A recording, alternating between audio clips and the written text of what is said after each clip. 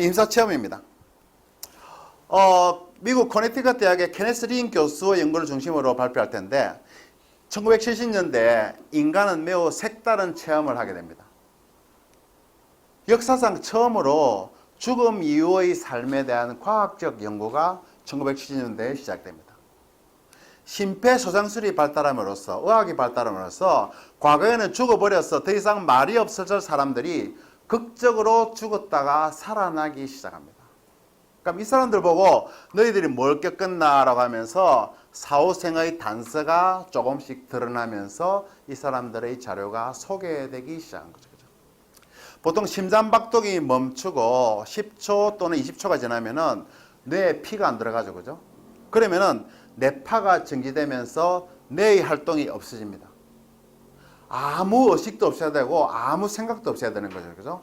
그때의 체험한 것을 근사체험을 합니다. 보통 회의론자들은 이 근사체험이 뭐 꿈이나 환각이 아니냐라고 폄하하지만은 꿈이나 환각도 두뇌 활동이 있어야 가능한데 피가 안 통하면 뇌파가 정지되는데 어떻게 그게 가능하겠는가. 그래서 이 임사체험은 꿈이나 환각이 아닐 것이다 라고 하면서 과학자들이 자료를 모아가기 시작합니다. 모양이죠. 그죠? 뭐 이렇게 빙 뜨면 이제 의사들이 이렇게 뻑 지켜봅니다. 이 사람은 이제 영혼이고 이건 죽은 몸이죠. 그죠? 최근에 소개된 자료 책자 중에서 가장 유명한 게 나는 천국을 보았다. 요거는 하버드대 의사가 하버드대 병원의 대학병원 의사면은 가장 이성적이고 가장 합리적이고 가장 신중한 사람인데 이 사람이 자기가 체험했다고 책을 꺼낸 거예요. 이걸 이제 한국에서 번역해 가지고 요걸 조선일보 일면 전면 광고를 실었어요. 우리도 봐야 된다. 그래서 이 속편까지 나와 있습니다.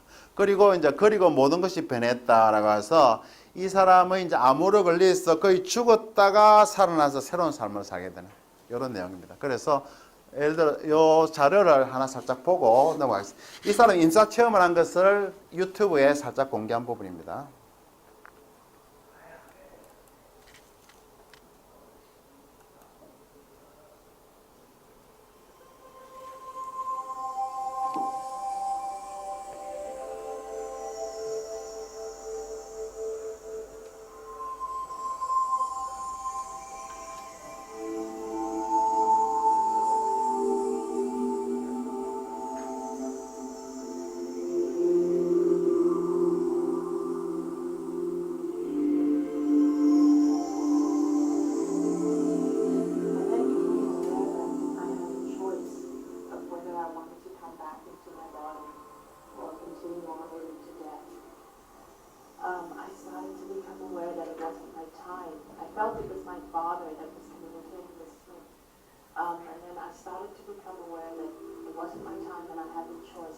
But I didn't want to come back.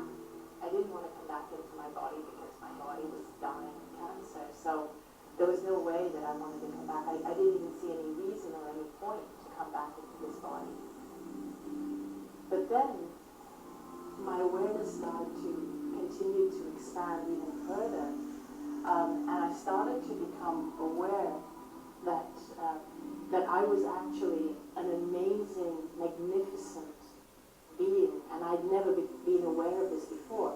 I became aware that my consciousness actually was huge. It was as though my consciousness had expanded and it became everything. The interesting thing about that realm is time was very different. So when I retell what happened, there's no words to quite explain it because it seemed as though everything was happening at once. When I retell the story, I have to figure out in what sequence to put these things because it's my mind that creates the sequence. But when it was actually happening, it was as though everything was happening all at the same time. And as I became aware that my consciousness was expanded to everything, I could feel, it was as though I became everything. I could feel, for example, the emotions of everybody that was around my body. I could feel the emotions of my mother, my husband, my brother who had just arrived in India. It was as though I became them. I could feel their emotions. I could feel the emotions of the doctor. Each time my emotions would get drawn into what was happening to my body and what was happening there, I would then feel simultaneously as though I was being drawn or pushed away, pulled away as well at the same time. And I was being pulled away, and then an awareness would come over me that everything is still perfect. No matter what happens, whether I die or whether I come back to life, in the greater tapestry, everything is still perfect. It's still going according to plan. And then I started to become aware that it wasn't actually my time, and I still had things to do. I had a purpose, and I became aware that my husband's purpose was linked to mine, and I hadn't finished my purpose on earth, and I should come back. And I felt a calling that perhaps I should come back, but I still felt that I didn't want, or how could I even serve a purpose when my body was so sick? And then I started to become aware that now that I know the truth about who I really am, about the magnificence of my soul, and about the capacity of what we really are capable of, that now that I knew this, if I went into my body and expressed and chose to express myself again through my body, the cancer would heal.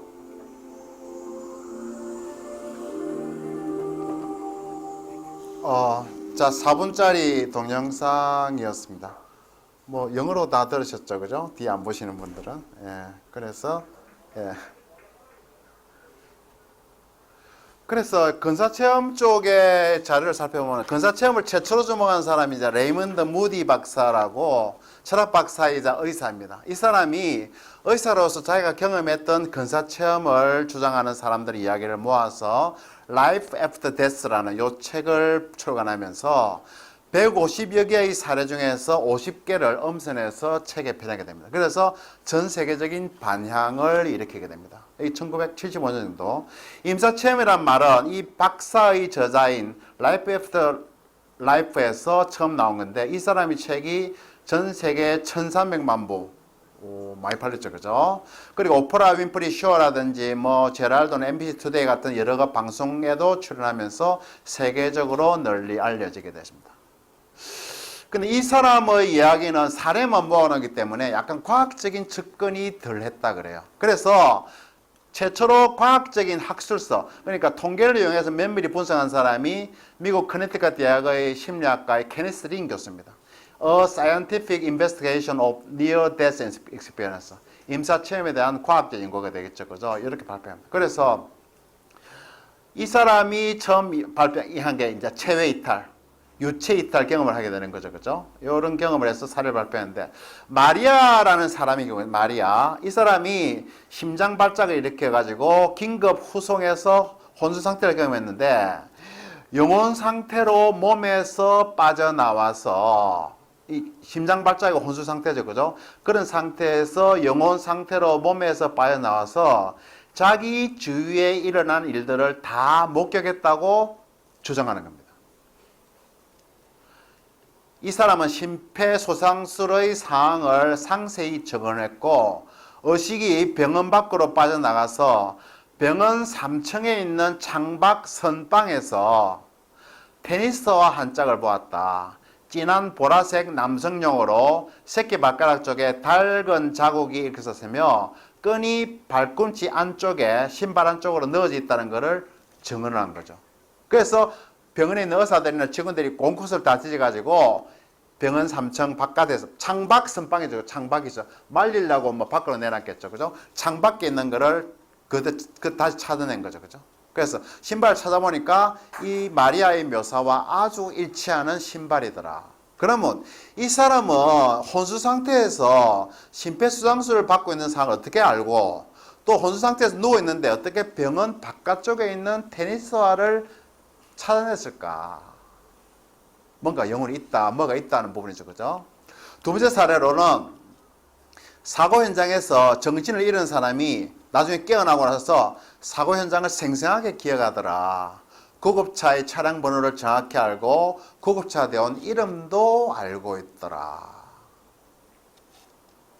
정신을 잃었는데 구급차의 상황, 차량 번호와 대원 이름도 알고 있더라. 사례 3은 일본의 어느 10대 소년이 오토바이 사고로 혼수 상태에서 병원에 입원하게 됩니다. 나중에 소생한 뒤에 경험을 이야기하는데 내가 체외 이탈을 해서 돌아가신 할머니도 보았고 사촌도 만났다고 이야기합니다. 사람들이 보기를 할머니는 돌아가셨으니까 너가 잠깐 그래서 만날 수도 있겠지만 멀쩡히 살아있는 사촌을 만났다니, 멀쩡히 살아있는데 사촌은 하고 생각하던 차에 몇 시간 후에 그의 사촌이 그가 죽기 직전에 바로 죽었다는 전갈이 왔다 그래요. 자기 사촌이 죽었다는 걸 어떻게 알았을까? 그래, 유흥의 자선에 따르면 유흥이 자기 자서전에 쓴 내용입니다. 1944년 초에 심근경색증으로 아팠는데 갑자기 우주공간 높은 곳에 떠 있는 것 같은 체험을 하게 됩니다. 푸른색의 바다와 대륙, 지구의 여러 지점을 묘사하면서 젓갈색의 아라비아 사막과 홍해, 지중해를 바라보고 히말라야는 습기 찬 구름에 쌓였다는 것을 묘사하게 됩니다. 운석처럼 생긴 인도식의 사원도 보였고 그 사원에 들어가서 종교적인 체험을 했다고 합니다. 이게 유흥이 있으니까 좀 학자니까 그죠? 우리가 좀 더 믿게 되죠. 이 시기에는 우주선이 만들어지기 이전의 일이라 이렇게 높이 올라가서 지구를 보는 것이 불가능하다. 그런데 이 사람은 우주선을 타고 지구 밖을 나간 것처럼 생생히 묘사했다. 그럼 영혼 자체가 뭔가 내 육체 밖에서 뭔가 활동을 한 게 아니냐라는 이야기입니다. 자, 그래서 유체 이탈하고 나면은 두 번째는 이제 어두운 공간 속으로 빠져들어간다고 이야기합니다. 몸 밖을 나온 영혼은 그때부터 이미 이전에는 결코 느낄 수 없었던 편안한 감정을 느낀다고 합니다. 앞에서 유체 이탈을 해서 주변을 보고 이제 자기는 떠나가는 거죠, 그죠? 떠나가서 어두운 공간 속으로 들어가는데 이때는 편안한 감정을 느끼면서 다른 영혼들을 만나게 된다고 합니다. 자기 친척이나 친구 또는 수호령 같은 사람 만나는 거죠. 그래서 이 깜깜한 공간 속을 빠른 속도로 지나는 느낌을 가지는데 이게 보통 터널 익스피리언스라고 터널 체험을 하게 됩니다. 요 끝은 환한 빛이 있기 때문에 터널 끝쪽으로 갈수록 이 빛이 커지고 밝아진다고 합니다. 묘사한 게 이런 내용입니다. 빛을 향해서 쭉 나가는 거죠, 그죠? 이게 이제 터널 체험이라고 합니다. 터널 체험에 대해서는 여러 학자들이 왜 이 사람들이 임사 체험에서 터널 체험을 하느냐라고 연구를 한 내용들이 있습니다. 자, 왜 터널 체험을 하는 걸까? 여기서 이제 칼 프리브렘이라는 저명한 신경의학자가 홀로그램 이론을 차용해서 왜 이 터널을 체험하는가를 설명을 하게 됩니다. 우리의 뇌가 보는 것은 물체 그 자체가 아니다. 내가 물체를 직접 보는 건 아니다. 내 속은 캄캄한데 밖은 환하죠, 그죠? 내가 직접 보는 것은 아니다. 우리는 물체 그 자체는 영원히 알 수 없다. 우리의 뇌는 물체 자체를 보는 것이 아니라 물체에서 나오는 간접 파동 패턴을 수학적으로 분석해서 물체 이미지를 뇌에서 복원하는 것이 내가 직접 보는 것은 아니다. 그러다 보니까 외계를 구성하는 근원적 실체는 진동으로만 구성되어 있고 내가 이 진동을 분석해서 물체 이미지로 재현하는 것이기 때문에 뇌는 진동 분석기다 라고 이야기를 합니다. 그리고 이 진동의 영역에서는 일의 발생 밀도만 있을 뿐 시간과 공간의 개념은 무너진다. 우리가 어떤 물건에 대한 위치, 공간적인 개념, 소재 이런 것과 시간적인 일상적인 경계선들은 요 진동의 영역에서는 사라지고 모든 것은 한꺼번에 동시에 존재한다. 그러나 우리는 육체를 가지고 있기 때문에 주위에서 일어나는 일들을 시간과 공간이 가장 중요한 요소인 다양한 복합물로 해석해서 일상의 생활을 펼치고 있는 거다. 본래 시공간이 없는 진동의 영역에서 내가 시공간으로 해석해서 일상의 영역을 만들어내는 거다. 그러면은 육체의 내가 없어지는 상황에서 육체적인 몸에서 영혼 상태로 바뀌는 거죠, 그죠? 영혼이 그 벗어나면서 일상적인 현실 세계, 육체의 세계에서 순수한 진동으로만 구성되어 있는 홀로그램적 실제의 세계로 이동하는 거다. 뇌의 기능이 없어지면서 뇌가 해석해서 만들어내던 일상적인 현실 세계가 없어지고 본래의 홀로그램적인 실체의 진동으로 구성되어 있는 세계로 이동하는 거다. 이 과정에서 터널이라는 체험을 하게 되는 거다라고 학자가 설명한다. 그래서 뇌의 해석이 개입할 여지가 없는 상태에서는 사물의 참모습을 직접적으로 경험하고 시간과 공간이 없기 때문에 자기가 원하는 곳으로 순간적으로 움직일 수 있다라고 이야기를 합니다. 그래서 터널이란 물질적인 차원에서 한 단계 차원 더 높은 영혼의 차원으로 의식의 차원으로 이동하는 과정을 우리 의식이 이미지화한 것이다. 이 3차원의 육체를 가진 세계에서 다른 차원으로 이동하면서 이 터널 체험이 생기는 거다라고 학자들이 봤답니다. 그 터널을 통과하고 나면서 이제 빛의 존재를 만난다. 저승에서 빛의 존재를 만난다. 영혼들이 목도하는 것은 아름다운 꽃밭과 생생함, 그리고 이것들은 육체의 감각기관을 거치지 않기 때문에 더욱 생생하고 밝고 편안합니다. 그래서 빛의 존재를 만나서 큰 사랑을 느끼면서 영적인 안내자 역할을 이 사람들이 하게 되는 거죠. 그래서 자연스럽게 사랑을 느낀다라고 이야기합니다. 근데 이 빛이 어떤 형태로 나타나냐는 것은 성장 배경에 따라서 다르게 보인다 그래요. 어린애들은 낙에 달린 천사로 보이고, 기독교인은 예수님이나 마리아로, 성모 마리아로 보이고, 불교도 애들은 붓다나 보살, 자기가 기존의 의식에 왔던 관념적으로 이미지화했던 것들이 현실적으로 나타나는 거죠. 그죠? 그래서 이 빛의 존재를 만났을 때는 의사소통은 주로 텔레파시로 하게 되는데, 이 빛의 존재를 만나서 가장 중요한 일은 자기 인생을 되돌아보는 것이다. 매우 생생한 영상이 아주 빠른 속도로 펼쳐지고, 이때 이제 빛의 존재가 곁에서 감싸주면서 잘못을 알게 되고 상대방 입장을 공감하게 되더라. 아까 그 인터뷰에서 나왔죠, 그죠? 상대방이 그대로 느껴지더라라고 얘기했죠, 그죠? 그래서 회고를 시작할 때 린 교수가 이야기하기를, 삶에 대한 회고를 시작할 때 당신과 다른 사람 사이에 드리워져 있던 모든 필터들이 제거된다. 몸뚱이를 통해서 서로가 경계가 있고 나와 너가 나눠져 있었는데, 몸뚱이가 없어짐으로 인해서 서로 간의 경계선 필터들이 모두 다 없어진다. 그래서 실제로 당신과 다른 사람 사이에서는 아무런 가로막힘도 없고, 이 세계에서 가지고 있던 환영의 분리, 내가 이 사람하고 분리되어 있다, 따로 있다는 그 환영이 사실이 아닌 것으로 밝혀졌다. 당신은 다른 사람과 격리되어 살았던 것이 아니라 사실은 항상 그들의 부분이었고 그들도 당신의 부분이었다는 것을 깨닫게 된다라고 이야기합니다. 그래서 육체가 없어지면서, 육체를 갖고 있던 3차원이 없어지면서 시간이란 존재하는 것이 아니다. 다른 사람이나 다른 사물이라는 것은 없다. 경계가 없다는 거죠. 그죠? 무경계. 그리고 나서 근사 체험자들은 비로소 자신이 살아가는 동안 일어났던 여러 사건들의 의미를 알게 된다. 내가 살면서 왜 이런 경험을 했는지, 왜 이런 생각을 하게 됐는지 그 의미를 알게 된다. 나와 상대방의 경계가 없어짐으로 해서. 그래서 우주가 전체적으로 하나다라는 완전한 느낌을 가지게 되고, 모든 것이 나이고 내가 모든 것이며 나에게 모든 것이 다 갖추어져 있으며 무엇을 하려고 굳이 애쓸 필요가 없다 라고 하면서 높은 수준의 지혜를 갖게 된다고 이야기를 합니다. 자, 그래갖고 이걸 자기를 되돌아보면서 회고를 하고 난 다음에 장벽 앞에 서는 거죠. 그죠? 장벽에서는 너 저승으로 넘어갈래?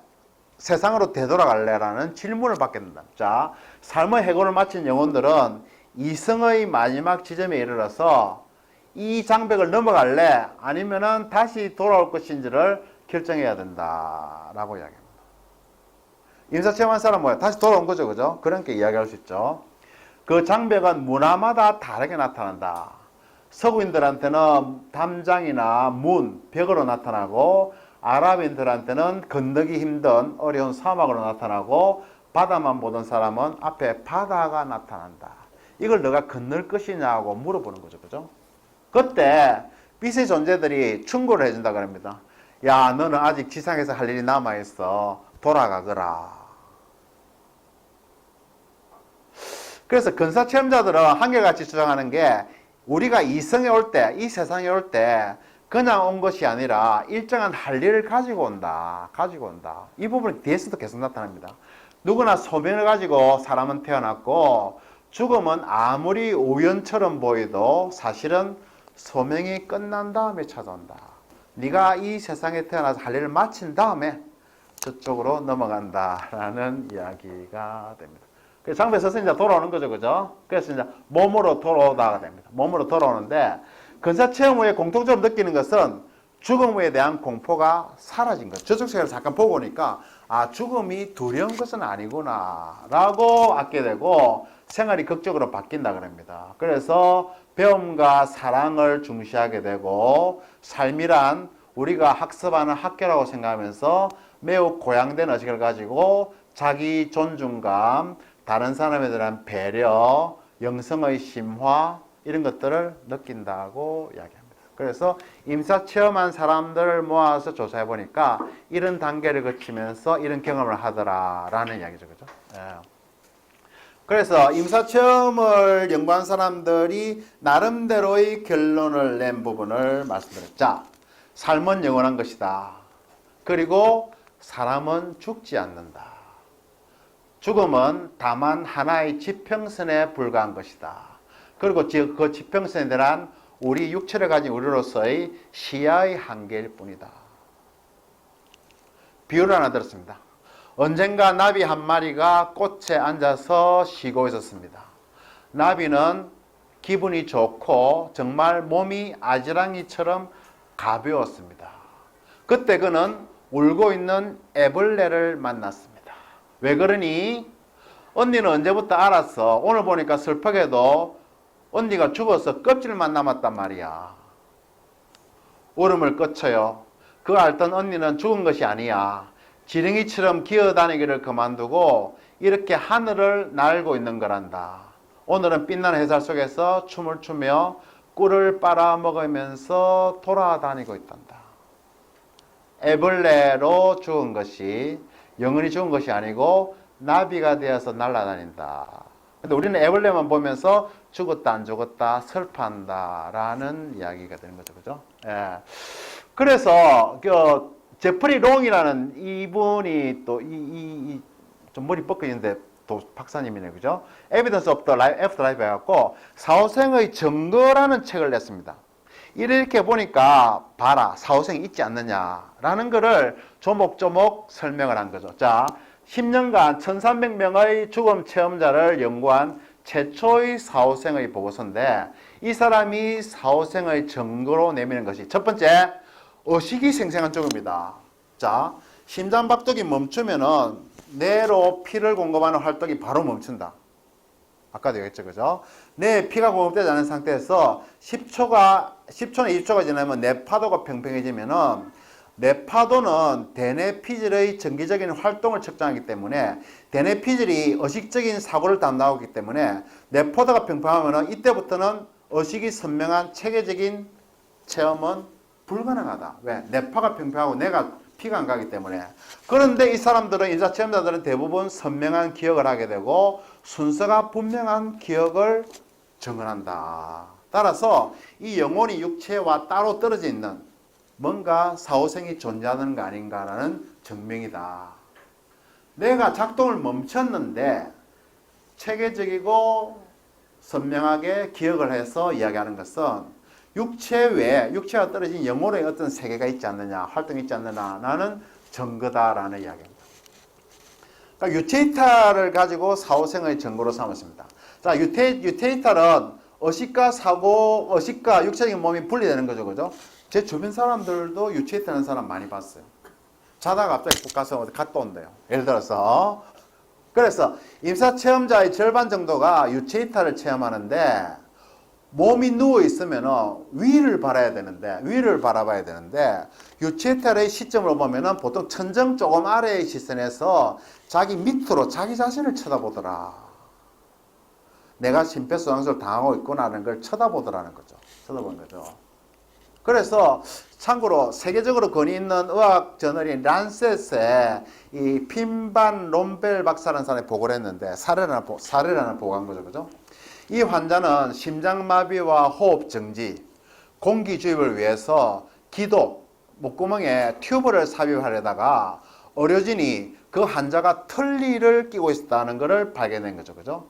그래서 환자가 혼수 상태에 빠져 있는 동안에 의료진이 틀니를 빼가지고 응급환자용 카트의 서랍에 넣어둔 거죠. 왜 까먹고 있었어요?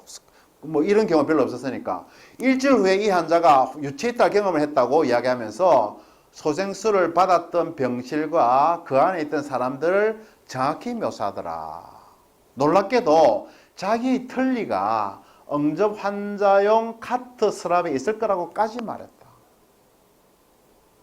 육체가 전부라면은 어떻게 자기가 심장마비 상태에서 혼수 상태에서 이런 것을 보았을까? 그래서 유체이탈 상태에서 현실의 사건을 정확히 관찰했다는 것은 임사체험이 실제한다라는 강력한 증거가 아니겠느냐라고 두 번째의 증명입니다. 세 번째는 맹인이 보는 기억이 있습니다. 맹인. 원래 태어날 때부터 이 친구는 이 케네싱 박사가 이 임사채널 연구 전을 발표한 게 1998년도에 비키라는 애가 있는데 얘가 인큐베이터에 있을 때부터 산소가 과잉이 돼가지고 시신경이 손상되어서 태어나자마자 시각장애인이 됩니다. 그러니까 태어나서 아무것도 본 게 없는 거죠. 그죠? 이 친구가 두 번이나 임사체험을 하면서 12살 때 맹장 병으로 임사체험하고 죽을 뻔하다가 그다음에 22살 때 교통사고로 임사체험을 하게 됩니다. 보니까 얘가 맹인인데 첫 임사체험 때 유체이탈 상태에서 난생 처음으로 사물을 보게 됩니다. 몸을 벗어나서 맹인인데 장님인데 사물을 보게 되는 거죠. 두 번째 임사체험 때는 응급실에서 자기 몸 위에서 의료진이 자기를 살려달라고 애쓰는 모습을 보고 깜짝 놀랍니다. 마음이 진정된 후에 매우 세부적이고 매우 시각적인 임사체험을 하게 됩니다. 비현세적인 아름다운 곳을 방문하고 죽은 친구들도 만나는 거죠.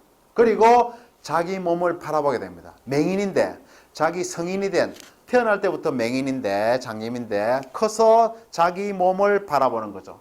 그 몸이 나란 걸 알았습니다. 키가 큰 데다가 말랐었지요.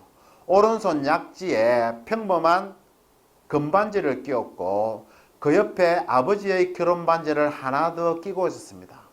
오렌지색 꽃이 새겨진. 장님이 이거를 보았다. 그럼 그걸 우리가 어떻게 해석해야 되느냐라는 부분. 다섯 번째는 마취 상태에서 의식을 체험해요. 본래 전신 마취를 하게 되면 몸 전체에 영향을 미치기 때문에 의식이 상실됩니다. 그죠? 우리가 자기 아픈 것도 모르고 그래 되는 거죠. 그런데 임사체험을 보고 하는 거죠.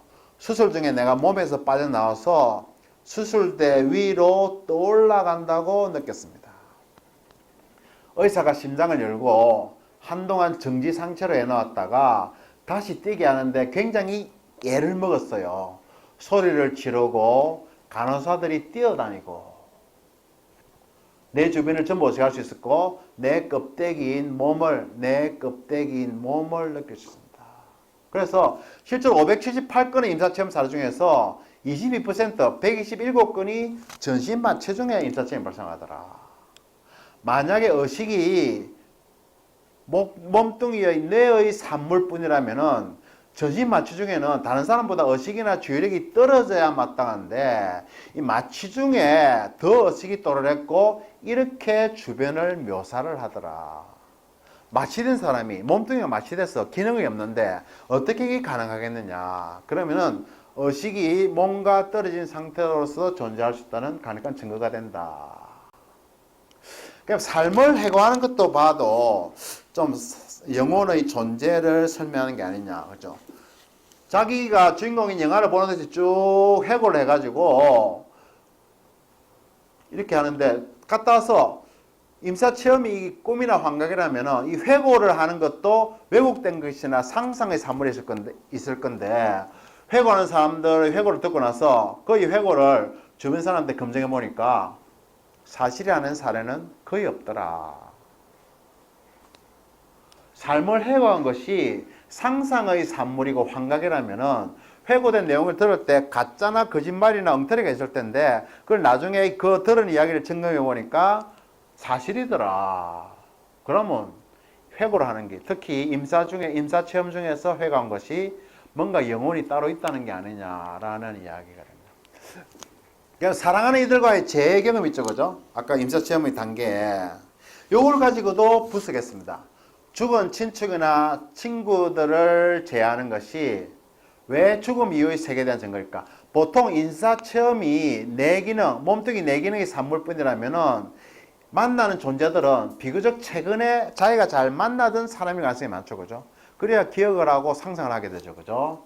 그래서 가장 최근에 기억에 등장한 사람일 건데 실제로 조사해 보니까 체험자들이 인사 체험자들이 만난 사람들은 이미 죽은 친구나 친척들이며 많은 경우에는 수십 년 동안 떠올려 본 적이 없는 사람들이 대부분이다. 켈리 박사 연구 보니까 죽은 사람들이 95%가 친척들을 만나고, 그러니까 체험자가 만난 죽은 사람들이 95%가 친척들이고 친구는 아는 사람 5%밖에 불과하더라.